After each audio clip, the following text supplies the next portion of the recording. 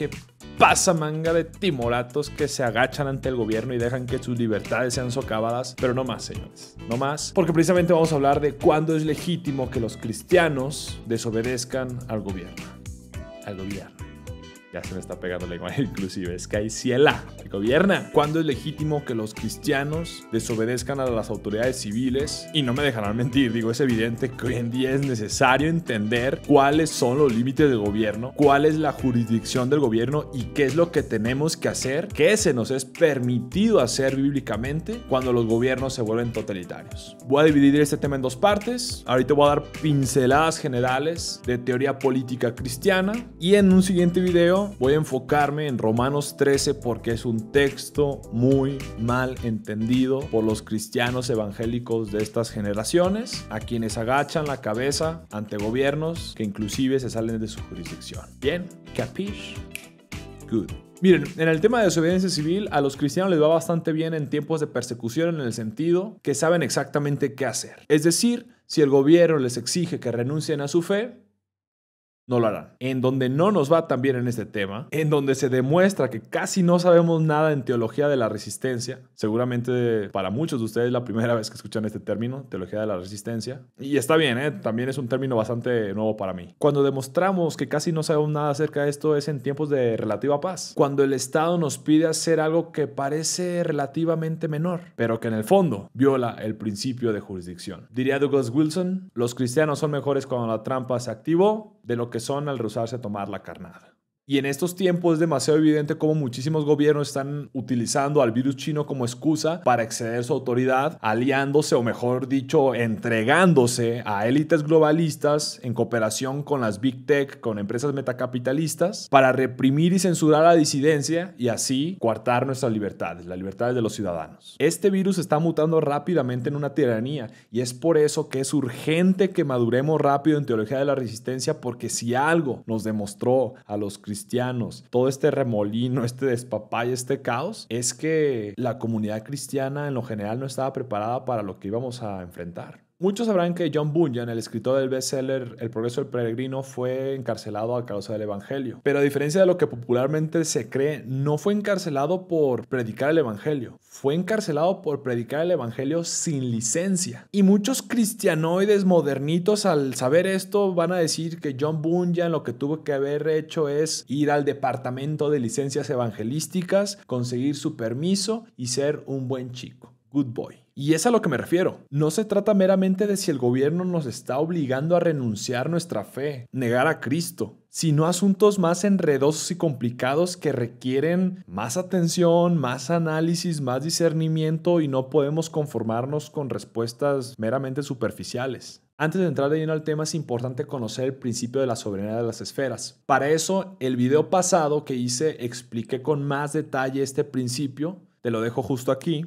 Pero por lo pronto lo resumiré de esta manera. Como sabemos, existen diferentes estructuras sociales como la familia, el Estado, la iglesia, el mercado, etcétera, etcétera. Dios le ha dado a cada estructura social una naturaleza y leyes específicas. Es decir, un papá no puede gobernar su casa como si fuese una empresa, o un gobernante de un estado no puede tratar a sus ciudadanos como si fuesen sus hijos. Y además de esta naturaleza y leyes específicas, Dios le ha dado a cada estructura autoridad, soberanía sobre su propia esfera. Y cada esfera tiene fronteras específicas que no debe de cruzar. Y esto significa que ninguna institución está subordinada a otra. Cada una se debe directamente a Dios. Deben de coexistir en armonía por el beneficio de la sociedad, pero respetando la soberanía de cada esfera. Como una máquina de engranes, si hay interrelación, pero no se traslapan. Si una institución se coloca en posición de autoridad sobre las otras, surge una forma de totalitarismo que viola la naturaleza limitada de cada esfera social. Ejemplo claro, si el Estado sale de su esfera y se quiere meter a la esfera de la familia para decirte cómo tienes que educar a tus hijos o quiere redefinir el matrimonio, o cuando el Estado se quiere meter a la esfera del mercado y expropiar empresas para repartir la riqueza, esa es una violación, es autoritarismo, es totalitarismo. Y esta violación que comete, además de cometerla contra los ciudadanos, la está cometiendo contra Dios. Y claro, hay casos en los que Dios manda a una institución intervenir sobre otra esfera. Por ejemplo, el Estado tiene que intervenir cuando un padre de familia abusa de sus hijos o cuando un empresario fraudea a sus empleados. Para los católicos romanos que están escuchando esto, el principio de la soberanía de las esferas es muy similar, con sus respectivas diferencias, al principio de la subsidiariedad de la doctrina social de la Iglesia Católica. Y quiero aclarar algo, aunque este principio fue presentado explícitamente y sistematizado por teólogos holandeses reformados, la idea de gobierno limitado y teología de la resistencia es algo que podemos rastrearlo desde la Iglesia primitiva. Recordemos que la Iglesia fue una minoría que fue perseguida durante 300 años por el Imperio Romano, completamente independiente a este. En ese tiempo, en la antigua Grecia y Roma, la idea prevaleciente era completamente colectivista. Se tenía por sentado que el Estado contenía a las demás comunidades dentro de sí misma. Es decir, que todas las comunidades se debían al Estado, eran parte del Estado. Entonces, una comunidad completamente independiente del Estado romano era algo completamente nuevo, era algo completamente anormal. Entonces, 300 años de dura persecución fue mucho tiempo para que quedara arraigada en la psique cristiana la idea de la independencia de la Iglesia del Estado. Y obviamente al haber perdido tantas vidas, tanta sangre que fue derramada, cuando por fin lograron obtener la libertad religiosa tras el edicto de Milán, no iban a dejar ir esta ventaja tan fácilmente. Iban a mantener su independencia del Estado. Aclarando algo del edicto de Milán. Comúnmente se cree que hizo del cristianismo la religión oficial del imperio. No fue así. Se volvió la religión oficial hasta con Teodosio I.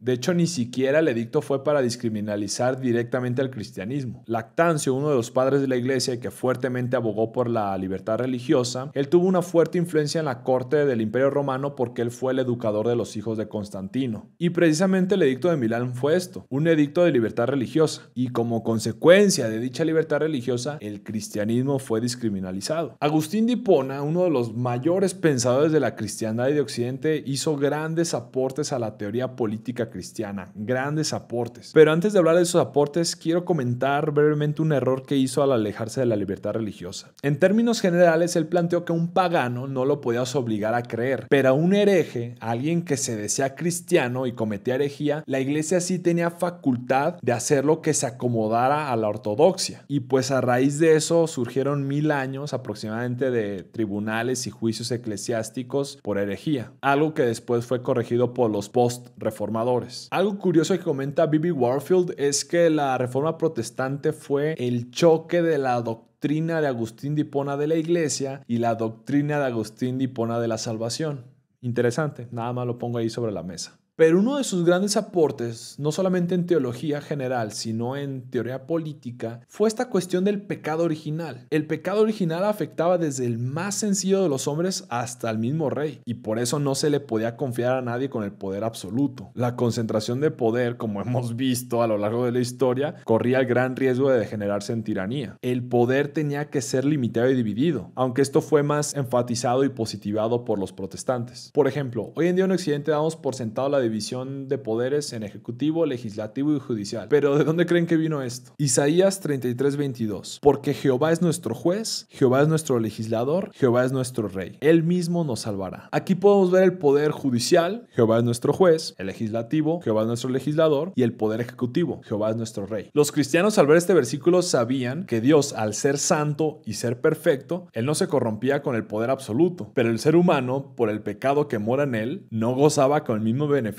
y había que dividir estos tres poderes. Durante el siglo XVII, los puritanos ingleses, en busca de una mayor libertad religiosa de la que gozaban en Inglaterra, porque por ser protestantes eran perseguidos en Inglaterra, optaron por dos vías. Unos se quedaron y formaron el núcleo esencial del partido parlamentario, el cual fue a la guerra contra Carlos I, y al derrotarlo, consolidaron un sistema representativo en Inglaterra. Los otros emigraron a Holanda, quienes establecieron un peculiar sistema de libertad religiosa que les dieron asilo a judíos y a personas de otra fe, o emigraron a las colonias inglesas de América del Norte, el famoso Mayflower. Cuando estalló la Revolución Americana a finales del siglo XVIII, 2/3 partes de los habitantes de los futuros Estados Unidos eran reformados de inspiración puritana y la mayoría de la otra tercera parte eran cuáqueros o bautistas. Por algo, la guerra de la independencia de los Estados Unidos también fue conocido como la Rebelión Presbiteriana. De hecho, el primer ministro inglés, Horace Walpole, le dijo al parlamento al presentarle el resumen de esta revolución americana: la prima América se ha ido con un pretendiente presbiteriano. Dato interesante, el primer texto independentista norteamericano no fue la Declaración de Independencia de Thomas Jefferson, sino la Declaración de Mecklenburg, documento suscrito por presbiterianos de origen escocés e irlandés en 1775. Este texto contenía los puntos que Jefferson más adelante desarrolló, como la soberanía nacional, la lucha contra la tiranía, el carácter electivo del poder político, la división de poderes, entre otros, siendo aprobada por 27 diputados, todos puritanos. Para entender la teoría política de los padres fundadores de Estados Unidos, más que estudiar la teoría de los derechos naturales de Thomas Jefferson o la teoría liberal de John Locke, es fundamental comprender la teoría política calvinista, sobre todo la contenida en este libro, Vindicae contra Tiranos, texto suizo que fue traducido en inglés y fue llevado por los puritanos a las colonias inglesas y se convirtió en su eje principal de la teoría política que más adelante detonó la independencia. Este libro toca 4 cuestiones importantes. La primera cuestión es sobre si los súbditos están obligados a obedecer a sus oficiales si estos decretan leyes contrarias a la ley de Dios. La segunda es sobre si los súbditos deben de resistir a los oficiales que ordenan cosas contrarias a la ley de Dios. La tercera cuestión es el corazón del libro, es donde más se explaya, es sobre bajo cuáles circunstancias debe de surgir esta resistencia y hasta qué punto debe de llegar esta resistencia ante oficiales que decretan cosas contrarias a la ley de Dios. Y el último punto es sobre si oficiales deben de ayudar a súbditos de otros oficiales que están siendo perseguidos por su fe o que están siendo tiránicamente oprimidos. Un punto central de ese tratado proviene de la teología política del reformador Juan Calvino. En la Edad Media, los teólogos argumentaban que los reyes obtenían su poder del pueblo, pero una vez que establecían el poder en el rey, era efectivamente inalienable. El pueblo no tenía derecho de rebelarse. Calvino tomó esta idea en una dirección completamente diferente. En el libro de Éxodo, Dios le preguntó al pueblo de Israel 3 veces si aceptarían y vivirían bajo los términos del pacto que él estaba haciendo con ellos, y 3 veces respondieron que sí antes de que el pacto fuese establecido. En primer lugar, si Dios mismo le pidió consentimiento al pueblo, todo gobierno debe de basarse en el consentimiento de sus gobernados. Y en segundo lugar, si Dios estableció su gobierno sobre Israel a través de un pacto, entonces todo gobierno debe consistir en un pacto entre el gobernante y los gobernados. Siguiendo el pensamiento de Juan Calvino, el autor de Vindicae contra Tiranos argumenta que todo gobierno legítimo se basa en un pacto con 2 caras. La primera cara con Dios de un lado y el rey junto con el pueblo del otro, en el cual el rey y el pueblo aceptan obedecer las leyes de Dios. Y la segunda cara del pacto con el pueblo de un lado que aceptan obedecer al rey y el rey del otro lado que jura al pueblo regir con justicia. Ambas caras del pacto son críticas. Si el rey desobedece la ley de Dios o su juramento con el pueblo, el pacto se rompe y el contrato que existe entre el rey y el pueblo se anula como se anularía cualquier contrato. Y en este caso, el rey puede ser legítimamente resistido sin ser acusado de cometer sedición. Y este libro también explica con detalle por qué este pacto es legítimo con gobiernos no cristianos, porque su autoridad también proviene de Dios, aunque no lo reconozcan.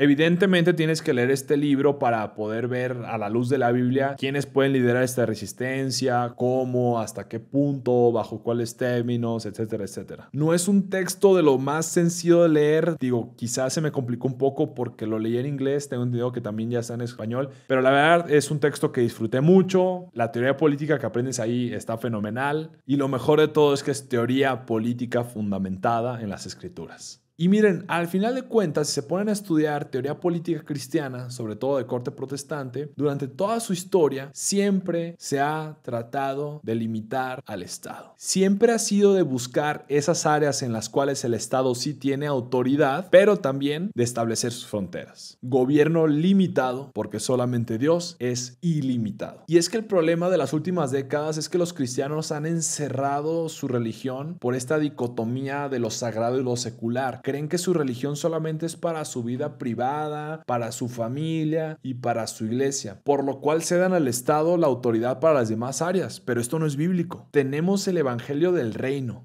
Un reino está presente en cualquier lugar donde llega la autoridad del rey. ¿Y dónde tiene autoridad nuestro rey? Toda potestad me es dada en el cielo y en la tierra. Por tanto, id y haced discípulos a todas las naciones, bautizándolos en el nombre del Padre, del Hijo y del Espíritu Santo, enseñándoles que guarden todas las cosas que les he mandado. Tenemos que discipular a las naciones, incluyendo a sus reyes. No son los reyes los que nos tienen que enseñar a nosotros. Nosotros les tenemos que enseñar a los reyes a obedecer al verdadero rey, al Rey de Reyes. No son ellos los que tienen tienen que venirnos a enseñar qué es el matrimonio, qué es la familia, cómo educar a nuestros hijos, qué es lo que está bien, qué es lo que está mal. Si tengo que enseñar un certificado para entrar a alguna iglesia, if you know what I mean. Sí, tenemos que obedecerlo, porque eso es bíblico, en aquellas áreas donde Dios les ha dado jurisdicción. Habiendo aclarado esto, quiero pasar a un último punto que nos ayudará a entender un poco más de este esbozo general sobre un texto que también es muy utilizado para justificar que los cristianos agachemos el rostro ante el César. Esta famosa frase dicha por nuestro Señor: dad al César lo que es del César y a Dios lo que es de Dios. Esta escena aparece en los 3 evangelios sinópticos, sumamente importante. Pero vamos a ver que se nos ha estado escapando algo sumamente importante para darnos cuenta que en realidad aquí el Señor está limitando la jurisdicción del gobierno sobre nuestras vidas. Y la está limitando de forma tajante. Veamos. Y le enviaron a algunos de los fariseos y de los herodianos para que le sorprendiesen en alguna palabra. Viniendo a ellos, le dijeron: Maestro, sabemos que eres hombre veraz y que no te cuidas de nadie, porque no miras la apariencia de los hombres, sino que con verdad enseñas el camino de Dios. ¿Es lícito dar tributo a César o no? ¿Daremos o no daremos? Mas él, percibiendo la hipocresía de ellos, les dijo: ¿Por qué me tentáis? Traedme la moneda para que la vea. Ellos se la trajeron y les dijo: ¿De quién es esta imagen y la inscripción? Ellos le dijeron: de César. Respondiendo Jesús les dijo: dad al César lo que es de César y a Dios lo que es de Dios. Y se maravillaron de él. Marcos 12, 13, 17. Primero, de forma breve, los romanos gobernaban sobre los judíos. A los judíos no les gustaba pagar impuestos a los romanos. Digo, a nadie nos gusta pagar impuestos, pero sobre todo no les gustaba pagar impuestos a los romanos porque sabían que estos eran utilizados en buena parte para dedicarlos a los templos paganos que adoraban a dioses falsos. Si Jesús respondía tajantemente que sí era lícito, entonces los judíos lo reprocharían. Pero si respondía que no era lícito pagarle impuestos al imperio, entonces los herodianos podían acusarlo ante los romanos de ser un revoltoso y de llamar a la insurrección en contra del imperio romano. Y veamos que al final, en los 3 evangelios sinópticos, con la respuesta de Jesús, todos se maravillaron ante él. Esta palabra no es siempre lo que parece a primera vista en nuestro idioma. No es como maravillarse de que, ay, wow, qué sabio, qué sabiduría, qué genio,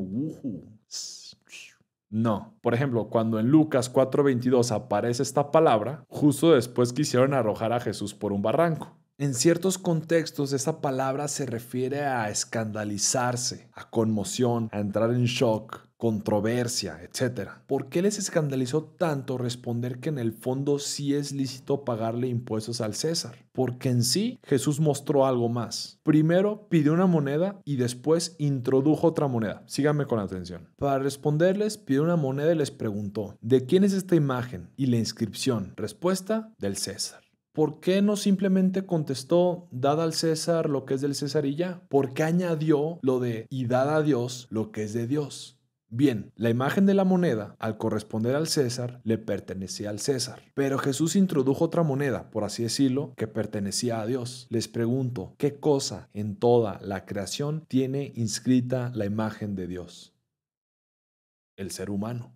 El ser humano le pertenece a Dios y no al César. Nosotros tenemos la imago Dei, tenemos la imagen de Dios. El César no tiene jurisdicción sobre nosotros, no tiene jurisdicción sobre nuestros cuerpos, no tiene jurisdicción sobre nuestras conciencias, sino solamente Dios. Tus hijos tampoco son del César, no se los entregues a él. Espero que esto sirva como introducción para comenzar a reflexionar sobre el papel que tenemos nosotros como cristianos ante el Estado y empezar a salir de, no sé si sea comodidad, miedo, ignorancia, un poco o un mucho de las 3, y no dejar en manos del César lo que no es del César. Jesús es el Señor y el César no lo es. Cierro con esta frase del teólogo y ex primer ministro Abraham Kuyper: en cualquier ataque exitoso a la libertad, el Estado solo puede ser un cómplice. El culpable principal es el ciudadano que olvida su responsabilidad, gasta su fuerza en el sueño del pecado y del placer sensual, por lo cual pierde el poder de su propia iniciativa.